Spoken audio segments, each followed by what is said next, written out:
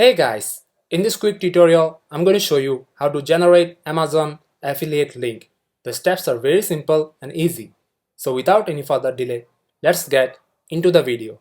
To get started, first we need to open up any web browser and from here go to your Amazon account. So in order to generate Amazon affiliate link, you need to have a Amazon Associates account. As I don't have one, so I will just walk you through the process.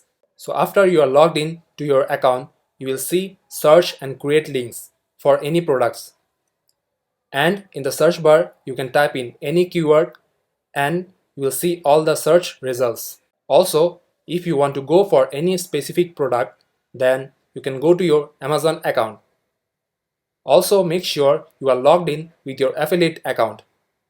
And then you will be able to see Amazon Associates site stripe on the top left corner. Now search for any specific product and after that you will see an option Get Link. From there you will see multiple options and from them tap on Text and here you will see a link of your product. You can also get the link from image or text image. So this is how you copy your affiliate link from your Amazon account.